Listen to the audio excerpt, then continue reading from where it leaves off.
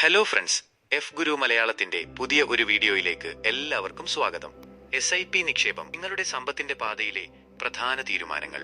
അടുത്ത കാലത്ത് നിക്ഷേപത്തെക്കുറിച്ച് പറയുമ്പോൾ എല്ലാവരുടെയും നാക്കിൽ SIP എന്ന വാക്കുണ്ടാകും.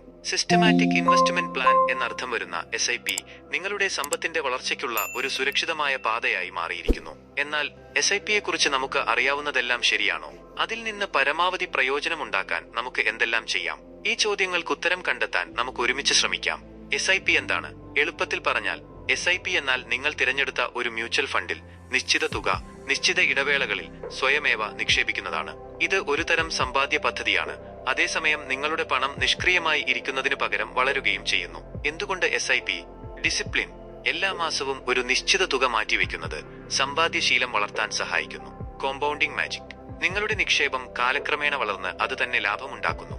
ഇത് നിങ്ങളുടെ സമ്പത്തിന്റെ വളർച്ചയെ വേഗത്തിലാക്കുന്നു. Rupee effect. ചെറിയ തുകകൾ നിക്ഷേപിക്കുന്നത് വലിയ തുകകൾ നിക്ഷേപിക്കുന്നതിനേക്കാൾ എളുപ്പമാണ്. വിപണി അപകടസാധ്യത കുറയ്ക്കൽ. വിപണിയിലെ ഉയർച്ച താഴ്ചകളിൽ നിന്ന് നിങ്ങളെ സംരക്ഷിക്കാൻ SIP സഹായിക്കുന്നു. SIPയിൽ നിന്ന് പരമാവധി പ്രയോജനമുണ്ടാക്കാൻ ഈ 5 കാര്യങ്ങൾ ഒഴിവാക്കുക. ഡിവിഡൻഡ് ഓപ്ഷനുകൾക്ക് അമിതമായി പ്രാധാന്യം നൽകുന്നത്. ഡിവിഡൻഡ് എന്നത് നിങ്ങളുടെ നിക്ഷേപത്തിന്റെ ഒരു ഭാഗമാണ്. അത് നിങ്ങൾക്ക് നേരിട്ട് ലഭിക്കുന്ന പണം.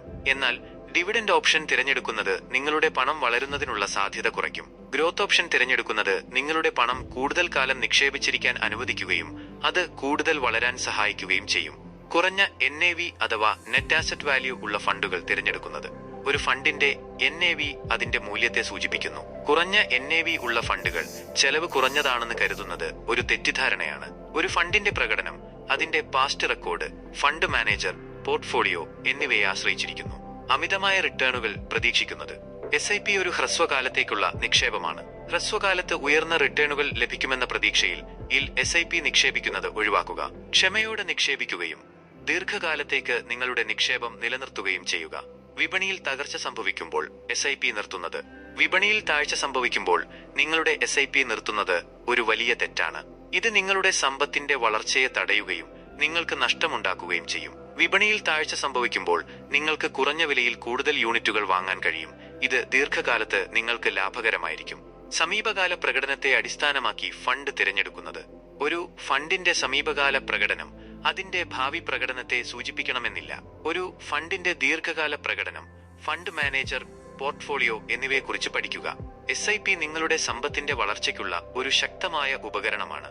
എന്നാൽ നിങ്ങൾ ശരിയായ തീരുമാനങ്ങൾ എടുക്കേണ്ടത് പ്രധാനമാണ്. ഈ വീഡിയോയിൽ പറഞ്ഞിരിക്കുന്ന വിവരങ്ങൾ നിങ്ങളുടെ നിക്ഷേപ തീരുമാനങ്ങൾ എടുക്കാൻ നിങ്ങളെ സഹായിക്കുമെന്ന് ഞാൻ പ്രതീക്ഷിക്കുന്നു. എന്നാൽ ഓർമ്മിക്കുക, നിക്ഷേപം എന്നത് വ്യക്തിഗതമായ ഒരു തീരുമാനമാണ്. നിക്ഷേപിക്കുന്നതിന് മുമ്പ് ഒരു ഫൈനാൻഷ്യൽ അഡ്വൈസറുമായി ചർച്ച ചെയ്യുന്നത് നല്ലതാണ്. നിങ്ങളുടെ സമ്പത്തിന്റെ വളർച്ചയ്ക്ക് വേണ്ടി ഞാൻ ആശംസിക്കുന്നു.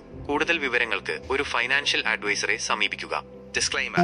This information is for general knowledge and informational purposes only and does not constitute financial advice.